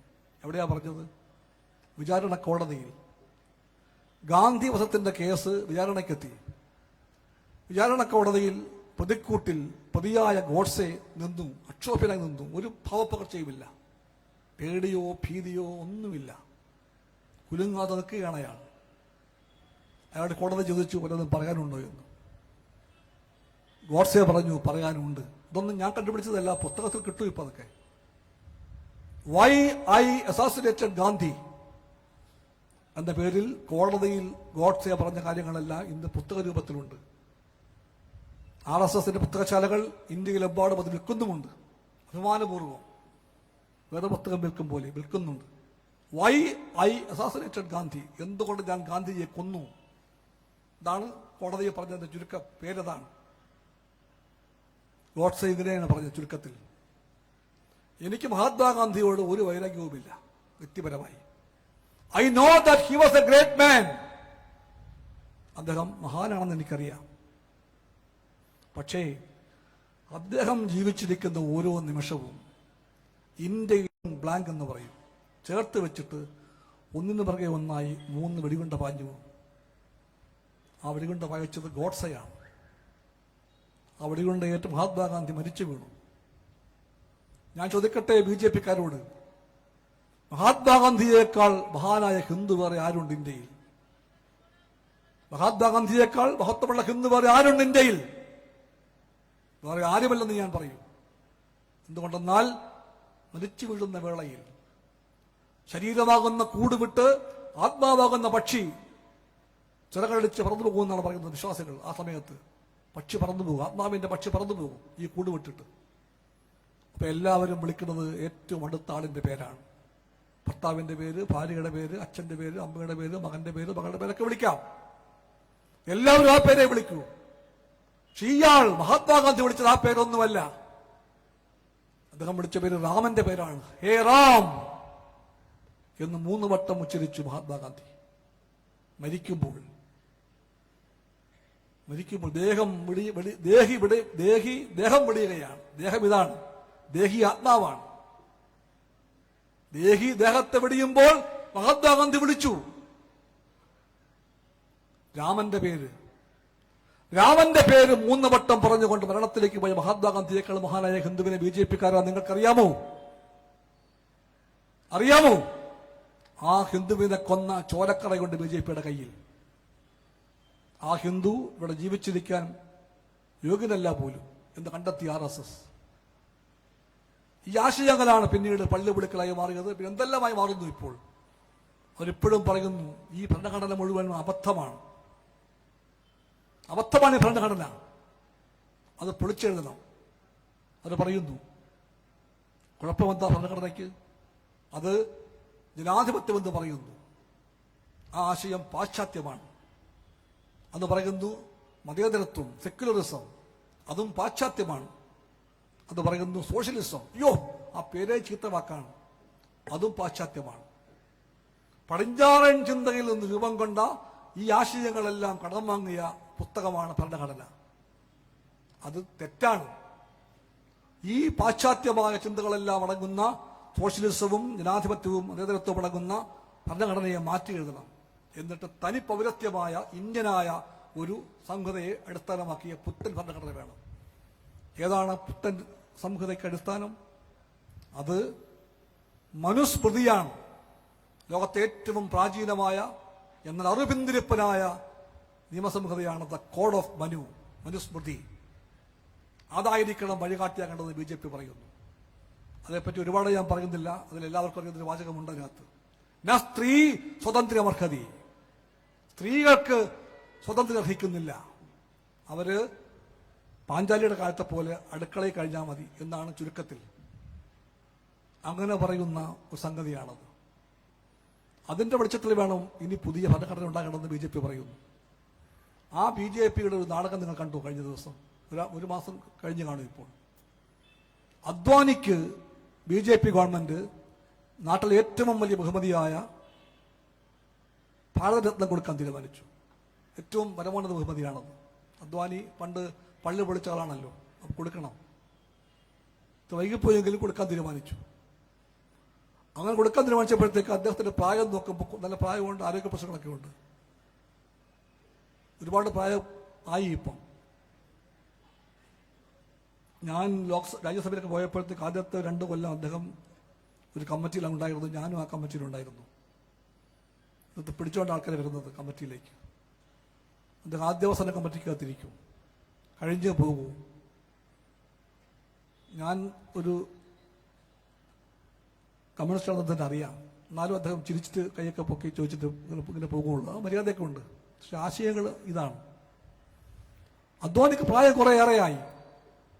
അതുകൊണ്ട് അവർ പറഞ്ഞു, അദ്വാനിജി ബഹുമതി ഏറ്റുവാങ്ങാൻ വേണ്ടി അത് അങ്ങോട്ട് വരണ്ട, രാഷ്ട്രപതി വധിക്കുന്ന ആ ഭവനിലേക്ക് വരണ്ട, ഞങ്ങൾ ബഹുമതിയാമായി അങ്ങയുടെ വീട്ടിലേക്ക് വരാം. നല്ല തീരുമാനം, ഒരു പ്രായമായ ആളെ മാനിക്കട്ടെ. അങ്ങനെ രാവിലെ എത്തി. രാഷ്ട്രപതി വീട്ടിലെത്തി, പ്രധാനമന്ത്രിയും എത്തി. ആ ചടങ്ങിന്റെ ഫോട്ടോ ഓർമ്മയുണ്ട് എല്ലാവർക്കും. ഓർത്ത് നോക്കിയേ, ഓർമ്മയുണ്ടോ നിങ്ങൾക്ക്? ആ ഫോട്ടോ മറക്കരുത്. അത് BJP-യുടെ ലോകവീക്ഷണത്തിന് തെളിവാണ്. എന്താണ് BJP, ആരാണ് BJP എന്ന് ആ ഫോട്ടോ പറയും. എന്താണ് ആ ഫോട്ടോയിൽ? അദ്വാനി ഇരിക്കുന്ന ഒരു കസേരയിൽ, തൊട്ടടുത്ത കസേര ഇരിക്കുന്നത് സാക്ഷാൽ മോഡിയാണ്. പിന്നെ കസേരയില്ല, അപ്പുറത്തൊരാൾ നിൽക്കുന്നുണ്ട്. ആ നിൽക്കുന്ന ആൾ രാഷ്ട്രപതിയാണ്, ഇന്ത്യൻ രാഷ്ട്രപതിയാണ്. ഭരണഘടന പ്രകാരം ഇന്ത്യയുടെ ഏറ്റവും വലിയ പദവിയാണ് രാഷ്ട്രപതി. 1ാം പൗരയാണ് രാഷ്ട്രപതി, 1ാം പൗര. പ്രധാനമന്ത്രിയെ കൊണ്ട് സത്യവാചകം ചൊല്ലി അധികാരം കൈമാറുന്ന ആൾ, സുപ്രീം കോടതി ചീഫ് ജസ്റ്റിസിനെ കൊണ്ട് ഓത്തടിപ്പിച്ചിട്ട് അധികാരം കൈമാറുന്ന ആൾ, ഏറ്റവും വലിയ ആൾ, ഇന്ത്യയിലെ 3 സേനകളുടെയും സൈന്യാധിപയാണിപ്പോൾ. എല്ലാം സൈന്യം യുദ്ധം പ്രഖ്യാപിക്കണോ ഒപ്പിടേണ്ടത് ഈ കൈയാണ്, രാഷ്ട്രപതിയുടെ കൈയാണ്. ഏറ്റവും വലിയ ആൾ, ആ രാഷ്ട്രപതിക്ക് കസേരയില്ല. മോദിയും BJPയും ഭരിക്കുമ്പോൾ കസേരയില്ല രാഷ്ട്രപതിക്ക്, അവിടെ നിൽക്കുകയായിരുന്നു, മുഴുവൻ സമയം നിൽക്കുകയായിരുന്നു. എന്താ കാരണം? ഇന്ത്യക്കറിയണം എന്താണ് കാരണം. ദ്രൗപദി മുർമു സ്ത്രീയായത് കൊണ്ടാണോ? ദ്രൗപദി മുർമു ആദിവാസിയാണ് അതുകൊണ്ടാണോ? ദ്രൗപദി മുർമു വിധവയാണ് അതുകൊണ്ടാണോ? ആണോ? എന്തായാലും ഈ കാഴ്ച ഇന്ത്യ കണ്ടതാണ്. ചുരുക്കി പറയട്ടെ, ഇതാണ് മനുസ്മൃതി. ഇങ്ങനെ വേണം രാജ്യത്തിന്റെ പുതിയ നയമെന്ന് പറയുന്നു BJP. ഭരണഘടനയെ ആ വഴിക്ക് മറ്റാൻ കുതിക്കുന്നു RSS. അങ്ങനെ നിൽക്കുന്ന BJPയുടെ കൂടെയാണ് ഇപ്പോൾ കോൺഗ്രസ്. ആ കോൺഗ്രസിനും BJPക്ക് ഒരേ ഭാഷയാണിപ്പോൾ. മഹാത്മാഗാന്ധിയുടെ പാർട്ടിയാണെന്ന് പറയുന്നു കോൺഗ്രസ്. BJP സംശയമില്ലല്ലോ, അത് ഗോഡ്സെയുടെ പാർട്ടിയാണ്. ഗോഡ്സെയുടെ പാർട്ടിക്ക് ഇത്രയേറെ അടുപ്പം ഉണ്ടാക്കാൻ ഇങ്ങനെ പറ്റും ഗാന്ധിയുടെ പാർട്ടിയോട്? പണ്ട് ഗോഡ്സെയുടെ പാർട്ടിയുടെ തീരുമാനപ്രകാരം പള്ളി പിടിച്ചെടുത്ത് അമ്പലം പണിതപ്പോഴത്തേക്കും അങ്ങോട്ടൊരു കത്ത് അയച്ചു എല്ലാവർക്കും. RSS ട്രസ്റ്റ് അയോധ്യയിൽ പണിത അമ്പലത്തിന്റെ ഉദ്ഘാടനത്തിന് വേണ്ടി എല്ലാവർക്കും കത്ത് കൊടുത്തു. CPIക്കും CPMനും എല്ലാം കത്ത് കിട്ടി. എല്ലാവരും കാലം കുട്ടി വരണമെന്നൊരു കത്താണത്. അയോധ്യയിലെ ക്ഷേത്രം സമങ്കളം ആരംഭിക്കുകയാണ്, എല്ലാവരും വരണം. ആ കത്ത് കിട്ടിയപ്പോൾ തന്നെ CPIയും CPMും പറഞ്ഞു, ഞങ്ങൾ അങ്ങോട്ടൊന്നുമില്ല, ഞങ്ങളില്ല. ഒറ്റ നിമിഷം പോലും വൈകിയില്ല. CPI CPM ഇടതുപക്ഷം, കോൺഗ്രസോ ആ കത്തും കയ്യിൽ പിടിച്ച് പഴയ ലഞ്ചിന്റെ ക്ഷണം കിട്ടിയപ്പോൾ നമ്മുടെ MP നിന്നില്ലേ? നമ്മുടെ MP ക്ഷണക്കത്ത് കിട്ടി, പ്രധാനമന്ത്രി എന്നെ ഉണ്ടാൻ വിളിച്ചിരിക്കുന്നു. ആ നിപ്പ് പോലെ കോൺഗ്രസ് നിൽക്കുകയാണ് ക്ഷണക്കത്തുമായിട്ട്. ഞങ്ങളെ വിളിച്ചിട്ടുണ്ട് അയോധ്യയിലേക്ക്, ട്രസ്റ്റ് വിളിച്ചിട്ടുണ്ട്, ക്ഷണിച്ചിട്ടുണ്ട്. ആ നിപ്പായിരുന്നു. പോണോ വേണ്ടയോ വേണമോ 4 ദിവസം നിന്നു. 5ാം നാളിൽ പറഞ്ഞു. ഇപ്പോൾ CPIയുടെ നിലപാട് വന്നു, CPM നിലപാടറിഞ്ഞു, ചർച്ചാ വിഷയമായി. ശബ്ദം താഴ്ത്തി കോൺഗ്രസ് പറഞ്ഞു, ഞങ്ങൾ പോകുന്നില്ല. ഒത്തിരി പേര് പോയി, ഒരുപാട് പേര് പോയി കോൺഗ്രസ്സുകാർ. അതാണ് പുതിയ കോൺഗ്രസ്. ആ കോൺഗ്രസിന്റെ അറിവിലേക്ക് വേണ്ടി പറയുകയാണ്, നിങ്ങൾ ദയവായി BJPയെ രാഷ്ട്രീയം പഠിപ്പിച്ചൊരു പുസ്തകമുണ്ട്. ആ പുസ്തകത്തിന്റെ പേര് ബഞ്ച് ഓഫ് തോട്ട്സ് എന്നാണ്, വിചാരധാര. ആ പുസ്തകത്തിൽ ഒരു ഭാഗത്ത് പറയുകയാണ് ഇന്ത്യയുടെ ആഭ്യന്തര വൈരികൾ ആരാണെന്ന്, ശത്രുക്കൾ ആരാണെന്ന്. അതെങ്ങനെയാണ്? 1, 2, 3 നമ്പറിട്ട് പറയുകയാണ്. ശത്രു നമ്പർ 1, ഇന്ത്യക്കകത്തുള്ള ആഭ്യന്തര വൈരി നമ്പർ 1 മുസ്ലിമുകൾ. രണ്ടാമത്തെ ശത്രുവാണ് ക്രിസ്ത്യാനികൾ. ശത്രു നമ്പർ 3 കമ്മ്യൂണിസ്റ്റുകാർ. ഇതാണ് BJPയുടെ ലോകവീക്ഷണം. മുസ്ലിമുകൾ, ക്രിസ്ത്യാനികൾ, കമ്മ്യൂണിസ്റ്റുകാർ, ഇവർ അകത്തുള്ള ശത്രുക്കളാണ് എന്ന് പറഞ്ഞാൽ ഇവരുടെ അസ്തിത്വം പാടില്ല. നമ്മളീ പറയുന്ന CAA എന്താണ്? ഇതാണ് കാര്യം. ചുരുക്കത്തിൽ ഇതാണ് CAA, സിറ്റിസൺഷിപ്പ് അമെന്റ്മെന്റ് ആക്ട് എന്ന് പറയുന്ന സംഗതിയുടെ പുരളിതാണ്. 1ാം നമ്പർ ശത്രുവായി BJP മുൻകൂട്ടി പ്രഖ്യാപിച്ച മുസ്ലിമുകൾക്ക് പൗരത്വം വേണ്ട. മുസ്ലിമാണോ എങ്കിൽ പൗരത്വം വേണ്ട. എന്താ ഈ പൗരത്വം? പൗരത്വം പിറന്ന നാടുമായുള്ള പൗരന്റെ പൊക്കൽ കൊടിയാണ്. എന്റെ നാടാണിത്, എന്റെ മണ്ണാണിത്, രാജ്യമാണ് എന്റെ ഇന്ത്യ. ആ നാടുമായി എന്നെ ബന്ധിപ്പിക്കുന്ന പൊക്കൽ കൊടിയാണ് എന്റെ പൗരത്വം. അതില്ലെങ്കിൽ എനിക്ക് പൊക്കൽ കൊടിയില്ല, ഞാൻ അന്യനാണ് ഇവിടെ. നിങ്ങൾ വായിച്ചില്ലേ ആ പെൺകുട്ടിയെ തിരിച്ചു വന്നു 3 ദിവസം മുമ്പ്, മറ്റേ ഇറാനിയൻ കപ്പൽ അകപ്പെട്ടു പോയ പെൺകുട്ടി. അവൾ വീട്ടിൽ വന്നു. ആരാ അതൊക്കെ ഏർപ്പാടാക്കിയത്? എംബസിയാണ്, ഇന്ത്യയുടെ എംബസി. നിമിഷപ്രിയയുടെ അമ്മ പോയിരിക്കുകയാണ് ഇപ്പോൾ യമനിലേക്ക് മകളെ രക്ഷിക്കാൻ വേണ്ടി. ഒരമ്മ പോയിരിക്കുകയാണ്, പാവപ്പെട്ട അമ്മയാണ്, പണമില്ലായിരുന്നു. എല്ലാവരും കൂടെ ചേർന്ന് പണമൊക്കെ ഉണ്ടാക്കി ഒരുപാട് കടമ്പ കടന്ന് ഞാനും കത്തെഴുതിയിട്ടുണ്ട് ആ പോക്കിന് വേണ്ടി. ആ അമ്മ ഇപ്പൊ യമനിലുണ്ട്, തുണയ്ക്കുന്നുണ്ട് അവരെ. കാരണം ഈ പൊക്കിൾക്കൊടി ബന്ധമാണ്, പൗരത്വമാണ്. ആ പൗരത്വമില്ലെങ്കിൽ നിമിഷപ്രിയയുടെ അമ്മയെ എംബസി അറിയില്ല. അവർ ചത്താലും ജീവിച്ചാലും ഇന്ത്യക്കൊന്നുമില്ല. ഇപ്പൊ ഇന്ത്യക്കുണ്ട്, അത് ഇതുകൊണ്ടാണ്. BJP പറയുന്നു ഹിന്ദു ആണെങ്കിൽ ഓക്കെ, മുസ്ലിം ആണെങ്കിൽ ഇല്ലേ ഇല്ല. അവർക്ക് അതാണ് ഇടതുപക്ഷം പറയുന്നത്. ഇവിടെ അത് വേണ്ട, CAA ഇവിടെ വേണ്ട. അത് പറയാൻ നാവുണ്ട് ഇടതുപക്ഷത്തിന്, നട്ടലുണ്ട് ഇടതുപക്ഷത്തിന്. നട്ടലിലും നാവുമുള്ള ഇടതുപക്ഷമുണ്ടെങ്കിൽ CAA വരില്ല, ഇവിടെ വരില്ല. ഓരോ ഇന്ത്യക്കാരനും മതമേതാകട്ടെ ജാതികതാകട്ടെ അവർക്കെല്ലാം ഉറപ്പിക്കാം, ഇന്ത്യ അവന്റെ മണ്ണാണെന്ന് പറയാം. ഈ പൊക്കിൾക്കൊടി മുറിച്ചു മാറ്റാൻ ഞങ്ങൾ സമ്മതിക്കില്ല. അത് പറയാൻ LDF ഉണ്ട്, ഇവിടെ LDF ഉണ്ട്. മുസ്ലിമുകളെ വേണമെങ്കിൽ ഒഴിവാക്കട്ടെ എന്ന് പറഞ്ഞ ചില ആൾക്കാർ ഇപ്പോൾ ഉണ്ട് ഇവിടെ. ചില വന്ധ്യ പുരോഹിതന്മാരുണ്ട്, പിതാക്കന്മാർ, ചില ബിഷപ്പുമാർ എല്ലാവരുമല്ല. ചില ക്രിസ്ത്യൻ പുരോഹിതന്മാർക്ക് ഇപ്പോഴും നേരം എടുത്തിട്ടില്ല. ചിലർക്ക് അവരിപ്പോൾ ദ കേരള സ്റ്റോറി കാണിക്കാൻ ശ്രമിക്കുകയാണ്. എല്ലാ കൗമാരപ്രായമുള്ള പെൺകുട്ടികളും വന്നിട്ട് സിനിമ കാണണം പോലും. ആ സിനിമയ്ക്കത്ത് പറയുന്നു മുസ്ലിമിനെ കണ്ട ഓടിപ്പിക്കുള്ളൂ, അവൻ നിന്നെ ലവ് ജിഹാദിലേക്ക് കുടുക്കിക്കളയും. ഇതാണ് സിനിമയുടെ ഇതിവൃത്തം. ലവ് ജിഹാദ് ഇങ്ങനെ നടക്കുകയാണ് എല്ലായിടത്തും. അതുകൊണ്ട് മേരി, സൂസി, സുസമ്മേ, റാണി, നീയൊക്കെ ഓടിക്കൊള്ളണം, മുസ്ലിമിനെ കണ്ട ഓടിക്കൊള്ളണം. എന്തൊരു പ്രാന്താണിത്! മുസ്ലിമും ഹിന്ദുവും ക്രിസ്ത്യാനിയും എല്ലാം ജീവിക്കുന്ന സ്ഥലമല്ലേ ഇത്? സ്കൂളിലും കോളേജിലും ഒക്കെ കൂട്ടുകാരല്ലേ അവർ? കണ്ടാൽ മിണ്ടില്ലേ അവർ? അവർക്ക് ഇഷ്ടമല്ലേ അങ്ങോട്ടും ഇങ്ങോട്ടും? ബഹുമാനമല്ലേ, ആദരവല്ലേ? അതല്ലേ ബന്ധം? ഈ സിനിമ പറയുകയാണ്, നൌഷാദ്, ഷൗക്കത്ത്, റഫീഖ്, ആ പേരെല്ലാം ഉള്ളവരെ കണ്ടാൽ സൂസി, മേരിക്കുട്ടി ഓടിക്കോ, ലവ് ജിഹാദാണ് അവൻ. എന്ത് ഭ്രാന്താണത്! ആ ഭ്രാന്ത് നിറഞ്ഞ ചിത്രമാണ് ദ കേരള സ്റ്റോറി. ആ ചിത്രം പ്രിന്റെടുത്ത് ചില ബിഷപ്പുമാർ കുഞ്ഞുങ്ങളെ കാണിക്കുകയാണ്. അവർ പറയുന്നു ഞങ്ങളെന്തോ പുണ്യപ്രവൃത്തി കാണിക്കുകയാണ്. എന്ത് പുണ്യപ്രവൃത്തിയാണത്? അത് പുണ്യപ്രവൃത്തിയല്ല.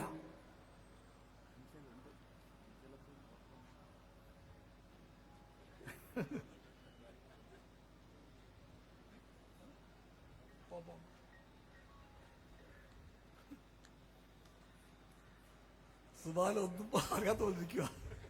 നിന്റെ പറയലാണ് സുബാല. ഇതൊരു കത്താണ്. സംഭവം ശരിയാണ്, സുബാലാണ് ശരി.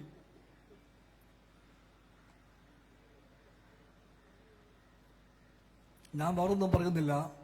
അത്തരം അഭിവന്ദ്യ പിതാക്കന്മാർ എല്ലാ അതിലൂടെ ഞാൻ പറയുകയാണ്. ആ പിതാക്കന്മാർ ഏറെ പേരില്ല, 2-3 പേരേ ഉള്ളൂ. അവർ ദയവായി ഒന്നീ പുസ്തകം വായിക്കണം. ഞാൻ ഈ പറഞ്ഞ ബഞ്ച് ഓഫ് തോട്ട്സ്. അപ്പൊ കാണാം, ആദ്യം അവർ മുസ്ലിമുകളെ ഒഴിവാക്കും, പിന്നെ രണ്ടാമത്തെ കൂട്ടര് ക്രിസ്ത്യാനികളാണ്. അപ്പൊ ഈ പിതാക്കന്മാരൊക്കെ എന്ത് ചെയ്യും? അത് കഴിഞ്ഞേ ഉള്ളു കമ്മ്യൂണിസ്റ്റുകാർ. ഞങ്ങൾ പക്ഷേ പറയുന്നു, ഒറ്റ മുസ്ലിമിനെ ഇതോടെ സമ്മതിക്കില്ല. ഞങ്ങൾ പൗരത്വത്തിന്റെ പൊക്കിൾക്കൊടി മുറിച്ചു മാറ്റിയിട്ട് ഒറ്റ മുസ്ലിമിനെയും ഞങ്ങൾ കൈവിടില്ല. ഞങ്ങളുണ്ടെങ്കിൽ ഈ നാട്ടിൽ, ഇന്ത്യയിൽ ഇടതുപക്ഷമുണ്ടെങ്കിൽ ഒരൊറ്റ മുസ്ലിമും ഇവിടെ അഭയാർത്ഥിയാകില്ല. ഞങ്ങൾ കൂടെ നിൽക്കും. ഒറ്റ ക്രിസ്ത്യാനിയും ഇവിടെ അഭയാർത്ഥിയാകില്ല. ഞങ്ങൾ കൂടെ നിൽക്കും. എല്ലാ ഹിന്ദുക്കളും ഇവിടെ നല്ല അന്തസ്സായി ജീവിക്കും ഞങ്ങളുണ്ടെങ്കിൽ. ഹിന്ദുവിനെയും ക്രിസ്ത്യാനിയെയും മുസൽമാനെയും മനുഷ്യനായി കണ്ടുകൊണ്ട് അവരെ ഒന്നിപ്പിക്കാൻ ഞങ്ങളുണ്ടാകും. ആ നിൽപ്പാണ് അവരെ ഭയപ്പെടുത്തുന്നത്. അതാണ് BJPക്ക് ഭയമുണ്ടാക്കുന്നത്. അതാണ് BJP ഞങ്ങളെ നോക്കി അട്ടഹസിക്കുന്നത്. മോദി ഞങ്ങളെപ്പറ്റി പറയുകയാണ് ഇപ്പോൾ. നമ്മളെല്ലാം എന്നും കാണുന്ന ഒരു ചാനലാണല്ലോ ഏഷ്യാനെറ്റ്. മോദിയുടെ ഒരു വർത്തമാനം കേൾക്കാൻ തപസ്സിരിക്കണം പത്രങ്ങളെല്ലാം. ഇന്റർവ്യൂ ഒന്നുമില്ല. 10 കൊല്ലത്തിനിടയിൽ നരേന്ദ്രമോദി രണ്ടാമത്തെ പ്രാവശ്യം പത്രക്കാരെ കണ്ടു. രണ്ടാമത്തെ പ്രാവശ്യം. ആദ്യം കണ്ടത് കഴിഞ്ഞ മാസമാണ്. ദി ആസാം ട്രിബ്യൂൺ ഒരു പത്രമാണ്. രണ്ടാം പ്രാവശ്യം ആ ഭാഗ്യം കിട്ടിയത് ഏഷ്യാനെറ്റിനാണ്. അത് TV ചാനലാണ്. ഇന്റർവ്യൂ രണ്ട് പ്രാവശ്യം. ആ ഇന്റർവ്യൂവിൽ മോദി എന്തെല്ലാം പറഞ്ഞത് നിങ്ങൾ കേട്ടതാണ്. പക്ഷേ ഏറ്റവും രൂക്ഷമായി ആക്രമിച്ചത് ആരെയാണ്? ലെഫ്റ്റിനെയാണ്, ഇടതുപക്ഷത്തെയാണ്. മോദി ആക്രമിക്കട്ടെ, ഞങ്ങൾക്ക് മനസ്സിലാക്കാൻ പറ്റും. തൊട്ട് പിറ്റേന്നാൾ അതേ ഭാഷയിൽ അതിനേക്കാൾ രൂക്ഷമായി പറയാൻ ശ്രമിച്ചു രാഹുൽ ഗാന്ധി. എന്തേ കാരണം?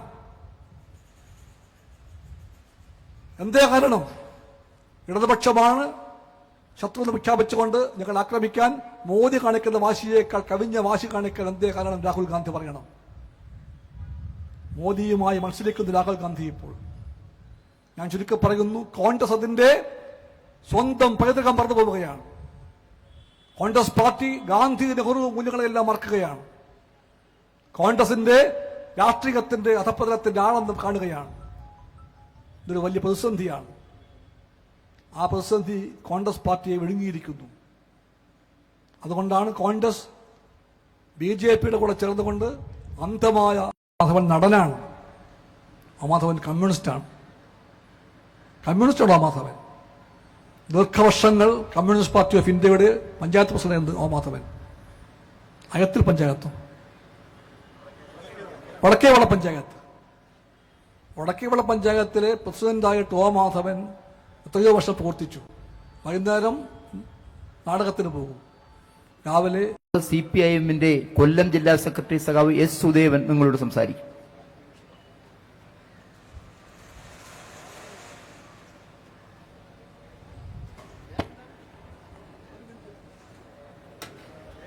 പ്രിയപ്പെട്ട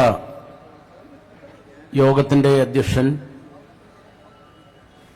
ഈ മഹാസമ്മേളനം ഉദ്ഘാടനം ചെയ്ത ഇടതുപക്ഷ ജനാധിപത്യ മുന്നണിയുടെ സംസ്ഥാന നേതാവും CPI സംസ്ഥാന കൗൺസിൽ സെക്രട്ടറിയുമായിട്ടുള്ള സഖാവ് ബിനോയ് വിശ്വം, വേദിയിലുള്ള LDF-ന്റെ നേതാക്കളെ, സഹോദരി സഹോദരന്മാരെ, പ്രിയപ്പെട്ട നാട്ടുകാർ,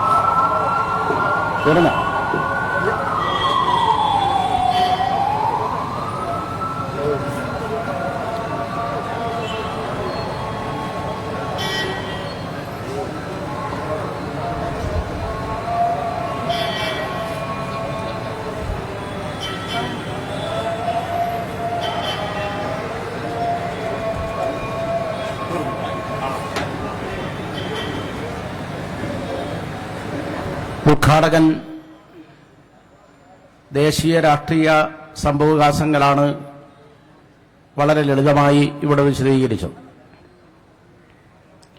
എന്തായാലും 26-ാം തീയതി നടക്കുന്ന രണ്ടാം ഘട്ട പാർലമെന്റിലേക്കുള്ള തെരഞ്ഞെടുപ്പിൽ 80 പാർലമെന്റ് മണ്ഡലങ്ങളിൽ നടക്കുന്ന തെരഞ്ഞെടുപ്പിന്റെ ഭാഗമായി കേരളത്തിലെ 20 പാർലമെന്റ് മണ്ഡലങ്ങളിലും വോട്ട് രേഖപ്പെടുത്താൻ ജനങ്ങൾ പോളിംഗ് ബൂത്തിലേക്കാണ് പോകുന്നു. 2019 പാർലമെന്റ് തെരഞ്ഞെടുപ്പിൽ 8 രാഷ്ട്രീയ പാർട്ടികളടങ്ങുന്ന ഒരു മുന്നണിയായിരുന്നു ഇടതുപക്ഷ ജനാധിപത്യ മുന്നണി.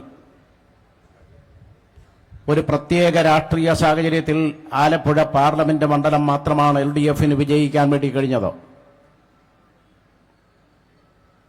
ഇന്ന് LDF കേരളത്തിൽ 10 രാഷ്ട്രീയ പാർട്ടികളടങ്ങുന്ന 2019 UDF-ന്റെ ഭാഗമായി നിന്ന ലോക് താന്ത്രിക ജനതാദളും കേരള കോൺഗ്രസ് എമ്മും LDF-ന്റെ ഭാഗമായി മാറിയ പശ്ചാത്തലത്തിലാണ് 24 പാർലമെന്റ് തെരഞ്ഞെടുപ്പിനെ കേരളത്തിൽ ഇടതുപക്ഷ ജനാധിപത്യ മുന്നണി നേരിടുന്നു. LDF വിപുലീകരിക്കപ്പെട്ടതിനു ശേഷം 2021 നിയമസഭാ തെരഞ്ഞെടുപ്പിൽ കേരളത്തിലെ 99, 140-ൽ 99 സീറ്റുകളിൽ ഇടതുപക്ഷ ജനാധിപത്യ മുന്നണി അഭിമാനകരമായി വിജയം കരസ്ഥമാക്കുകയുണ്ടായി. വയനാടും മലപ്പുറം ജില്ലയിലെ 2 പാർലമെന്റ് മണ്ഡലങ്ങൾ ഒഴികെ 17 പാർലമെന്റ് മണ്ഡലങ്ങളിലും ഇടതുപക്ഷ ജനാധിപത്യ മുന്നണി നിയമസഭാ തെരഞ്ഞെടുപ്പിന്റെ കണക്ക് പരിശോധിക്കുമ്പോൾ ലക്ഷക്കണക്കിന് വോട്ടിന് മുന്നിട്ട് നിൽക്കുകയാണ്. കൊല്ലം പാർലമെന്റ് മണ്ഡലം, ചവറ മുതൽ പുനലൂർ വരെയുള്ള 7 അസംബ്ലി മണ്ഡലങ്ങളടങ്ങുന്ന കൊല്ലം പാർലമെന്റ് മണ്ഡലം, ചവറയും കൊല്ലവും ഇരവിപുരവും CPM-ന്റെ MLA-മാരാണ്. ചാത്തന്നൂരും പുനലൂരും ചടയമംഗലവും CPI-യുടെ MLA-മാരാണ്. 36,000 വോട്ടുണ്ടായിരുന്ന BJP-യുടെ വോട്ട് കുണ്ടറ മണ്ഡലത്തിൽ 30,000 വോട്ട് വിഷ്ണുനാഥിന് മറിച്ചു നൽകിയതിന്റെ ഭാഗമായി LDF 4,000-ഓളം വോട്ടിന് പരാജയപ്പെടുന്ന സാഹചര്യമുണ്ടായി. എങ്കിലും 21-ലെ തെരഞ്ഞെടുപ്പിന്റെ കണക്ക് പരിശോധിക്കുമ്പോൾ ഇടതുപക്ഷ ജനാധിപത്യ മുന്നണി കൊല്ലം പാർലമെന്റ് മണ്ഡലത്തിൽ 98,000 വോട്ടുകൾക്ക് LDF മുന്നിട്ട് നിൽക്കുകയാണ്. കൊല്ലം പാർലമെന്റ് മണ്ഡലത്തിലെ തെരഞ്ഞെടുപ്പ് കേരളത്തിൽ ശ്രദ്ധിക്കപ്പെടുന്ന 2-3 തെരഞ്ഞെടുപ്പുകളിൽ പ്രധാനപ്പെട്ട ഒരു തെരഞ്ഞെടുപ്പായി ആദ്യഘട്ടം മുതൽ തന്നെ മാറിക്കഴിഞ്ഞു.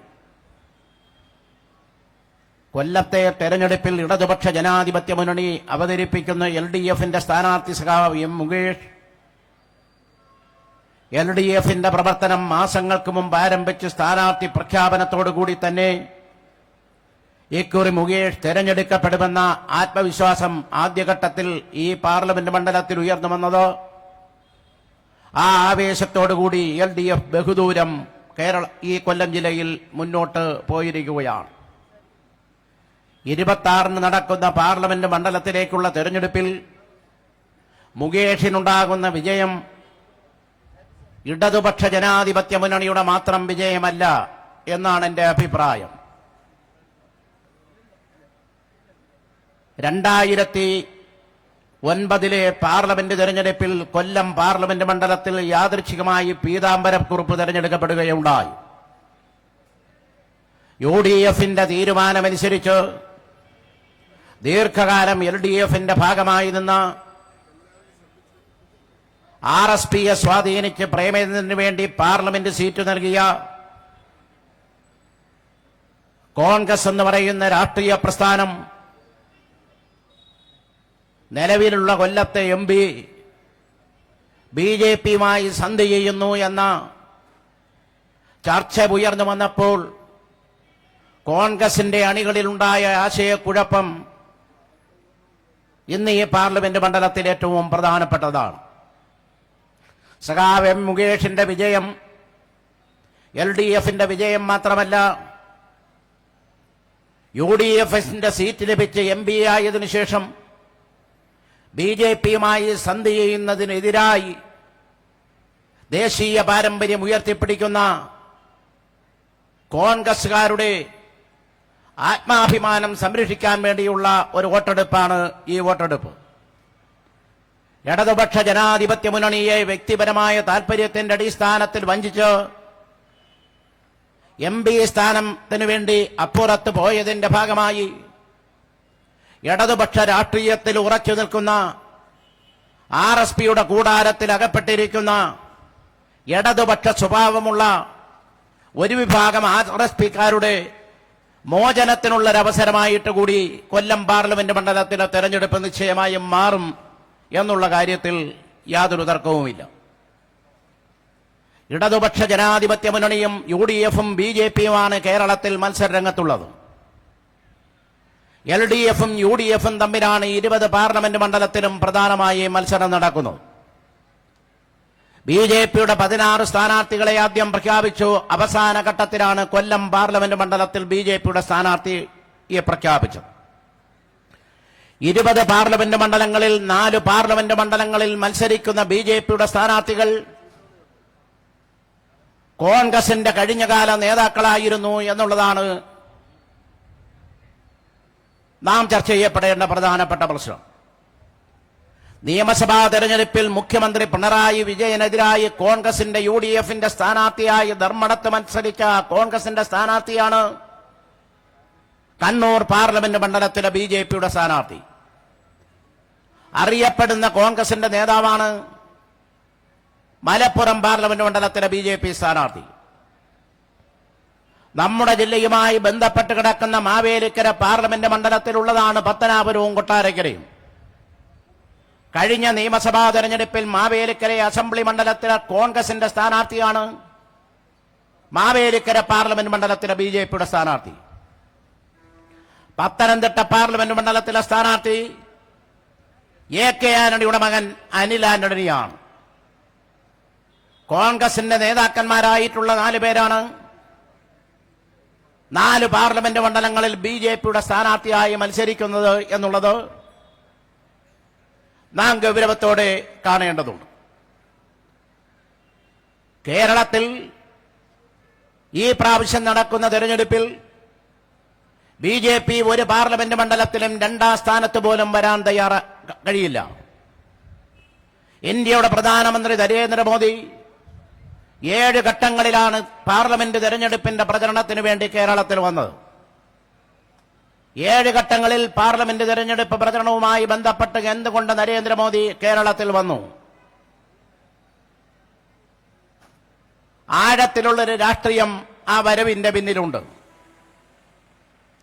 BJP ഉദ്ദേശിക്കുന്ന RSS ഉദ്ദേശിക്കുന്ന ഫാസിസ്റ്റ് അജണ്ട രാജ്യത്ത് നടപ്പാക്കാൻ പരിശ്രമിക്കുമ്പോൾ ഉദ്ഘാടകൻ സൂചിപ്പിച്ച 3 പ്രധാനപ്പെട്ട വിപത്തുകൾ, 1 മുസ്ലിം, 2 ക്രിസ്ത്യൻ, 3 കമ്മ്യൂണിസ്റ്റ്, ഈ 3 വിഭാഗവും ഏറ്റവും കൂടുതലുള്ള ഒരു സംസ്ഥാനം ഏത് എന്ന് ചോദിച്ചാൽ അത് കേരളമാണ്.